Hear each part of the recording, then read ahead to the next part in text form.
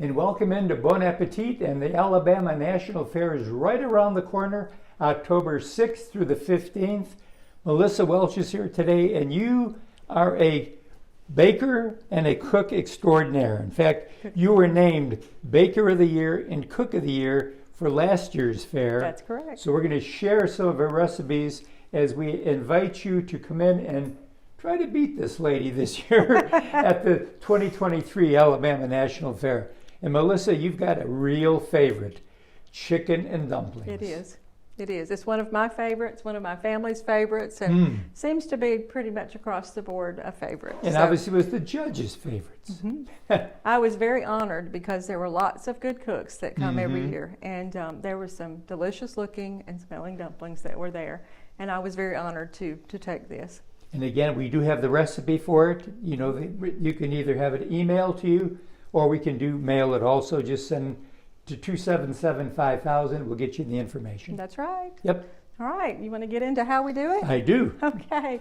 The first thing that I like to do, now everybody makes dumplings different ways. We're in the South, and everybody has a little twist to their recipe and everything.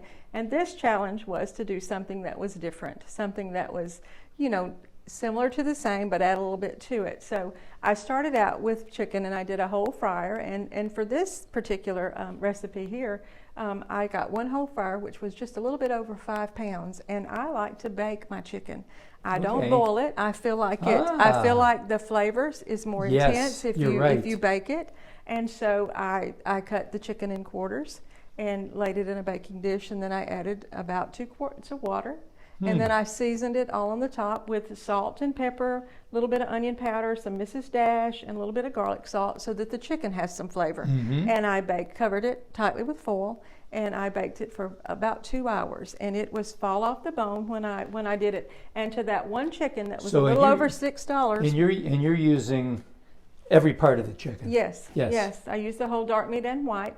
But that one chicken that was a little over $6 had 6 cups of chicken in it, and that's about $1 a cup. You can't buy it, and the flavor is so much better than the canned chicken. So, but you can do them lots of ways. You can do rotisserie chicken, you can bake breast, you can bake whatever you like. But anyway, that is how I do the chicken, and then I reserve the broth. I saved it. In the broth, I like to add an onion. And a couple of carrots, peeled carrots, and some celery. Just put the whole sticks in there. And this time, I don't usually add vegetables to my dumplings, but to add a little bit to it, I save the carrot once I reserve the broth, and I put it in there. Notice it's in the pot. It is in the pot. So you get a little bit of extra veggie in there too, a little bit of flavor. So the dumplings are very simple. Okay. They are all-purpose. I like Martha White. Make your choice of whichever you use. That's fine. And I didn't bring the Crisco, but I used Crisco in it, a little bit of whole milk, and a little bit of salt.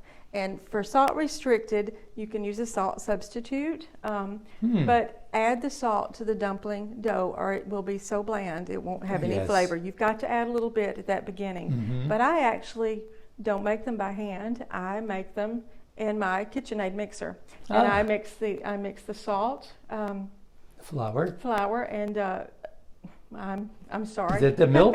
No, I don't do the milk. The Crisco first and beat that up first, and then I add the milk slowly. And when you get it, it'll be a shaggy. It will not be a smooth dough. And I like to take and on my countertop, I lay out a roll of wax paper, and I flour that very heavily. And then I just pour my dough out on it, and I flour the top, and then I roll it. Dip your knife in the flour and cut. But in the meantime, you've had your broth boiling. And the seasoning, I add a little bit of seasoning, same thing, the pepper, a little bit of the Better Than Bouillon, which is just like a bouillon, but it has a more rich flavor. I like that. And I have that boiling, and you drop the dumplings in 3 or 4 at a time, and it's amazing to me how the first dumpling, the last one that you put in that's only in there for a few seconds, is as done as the first one. And then put your chicken in toward the end, stir it. Be careful because it will stick if you don't. And also make sure you have a pot. I did not cook these in this. I cooked them in a much larger pot because they've got to have room to roll, and then serve them. So when everything's in the pot, from front to finish, how long does that take? Oh, less than less than 5 minutes. Okay. Less than 5 So the minutes. prep takes a little bit of time. Prep's a but little time. Once they're ready to go, they're Right. ready to go. Right.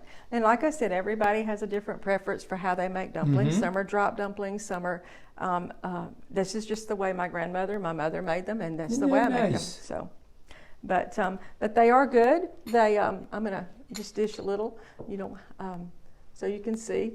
We've got lots of chicken in here. Everybody likes the chicken. That's right. And sometimes they may stay. You can roll them a little thicker if you like, and they may stay in pieces. They may not. I really doesn't bother me if they don't stay in pieces because they all taste the same. So Yeah. they're all delicious. Mhm. But I was really honored because I think dumpling making is a Southern tradition that's carried Yes, it down. is. And to be chosen, there were quite a few entrants in there. It was Wow. really good. So Well, that's good. There it is. It's a chicken and dumpling recipe. It was the blue ribbon winner at the Alabama National Fair last year. You can get the recipe, make your own dumplings, and really be a hit at your house. And we'll be right back right after this.